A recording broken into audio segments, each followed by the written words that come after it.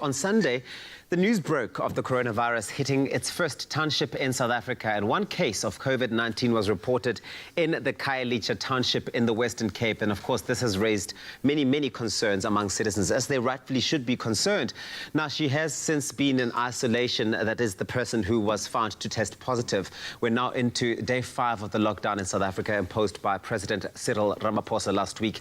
And as the country tries to curb the spread of the coronavirus, at least 3 people have unfortunately died from the virus. Now, joining us for a telephonic interview to give us an update on COVID-19 and the lockdown in South Africa, please welcome Western Cape Minister of Health. I'm talking about Nomafrech Mbombo. Sabona Mama, good morning. Welcome to Expresso. Morning to you and morning to all of you. Thank you. It's good to have you here. Thank you so much for making the time. Firstly, Minister, how have you been surviving the lockdown? Are you even surviving at all? Have you been keeping yourself busy? We are busy. Like yesterday, I had a whole day of video conferencing interviews to appoint staff. It was a normal or arranged process prior. So the whole week I was still busy. So there is work. Yeah, I think that it's definitely a rhetorical question to ask you if you have been busy, because we have seen that you have worked around the clock, bringing us all of these updates on a daily basis as they unfold. But now, with the news that the coronavirus has hit the township of Khayelitsha with one reported case, many people have been wondering about how this virus can be controlled or curbed in such a densely populated area as this one. How can it be contained and how can it be controlled in a space like that, Minister? Of course, it's going to be a challenge, but I must just also indicate that whilst in Khayelitsha there might be this one case, we have been reporting about cases in other areas in the metro. Metro is divided into about 8 areas, which is the health administrative areas, like the southern includes even the Masiphumelele, the Lavender Hill, and all of those. The western includes up to Atlantis. Fontaine includes the Philippi, Athlone, Kukuleke, and all of those. So, and Tigerberg includes the Elsies and all of those. I think now the spotlight for Khayelitsha and Mitchell's Plain is because the name of the area, the administrative area or region, is also the name of the suburb, hence the spotlight.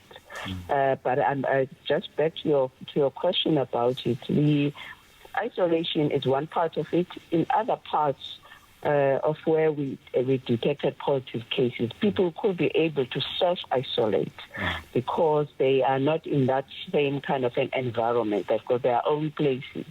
Now, here in this space, we have to assist in terms of the isolation. Hence, the person now has been put together with a close contacts into that isolation. The next part of it is to trace the distant contacts. Most of the time you'll find that a person might have met with a mother, let's say 3 or 4 days ago before the symptoms were there, or might have been met someone at a washing line and they had a conversation if the person was less than 1 meter. Then we have to trace those and look in terms of their well-being. And on daily basis, until 14 days has been completed, we have to make it a point that these people are well. Of course, the challenges of the density, because we were talking about one case now, one may ask that, what's going to happen now if there are 5 or 4 or 3 or whatever cases? Already we have identified sites for the quarantine for those people who have been exposed. They have to undergo 14 days. We have identified also some of the hospitals that can accommodate those who are acutely ill. In instances, some of them will have in between respiratory problems and so forth, where they can go to the hospital, but dedicated hospitals. Also, we have extended our testing sites so that for people who present with the symptoms, because remember now it's no longer an imported disease, because previously most of our cases were from the international travelers. But now we have seen the local transmission from people who have never even traveled before. So now we have to extend in terms of which sites that people can use. One might argue, say that, Minister, you have got 50-something hospitals, so how come that they cannot just go and test? I must indicate that because if you are presenting symptoms already, and it so happened that you are positive, and then you rope up and go to the EC, emergency care, and there are about other 50 people sitting there. And then when the test comes back 2 days later and says you are positive, it means that all those people who have been in the closer proximity have to be quarantined.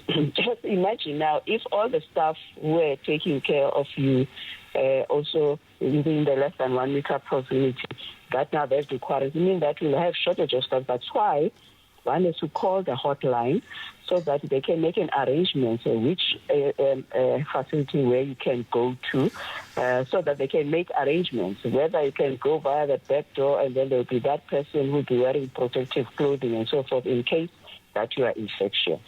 Minister, it sounds like there certainly are measures in place to make sure that when these sorts of incidents do take place, that the people are able to get the help that they need. Thank you very much, Minister of Health here in the Western Province, Western Cape Province, rather, Nomafrech Mbombo. Of course, this speaks to the fact that it's becoming far, far more real every single day. The closer it gets to us, the more heightened our awareness of the infection and the virus has to be. Thank you. And of course, you can get all of that information on sacoronavirus.co.za. And we'll continue to bring you updates as we unfold. Thank you, Minister.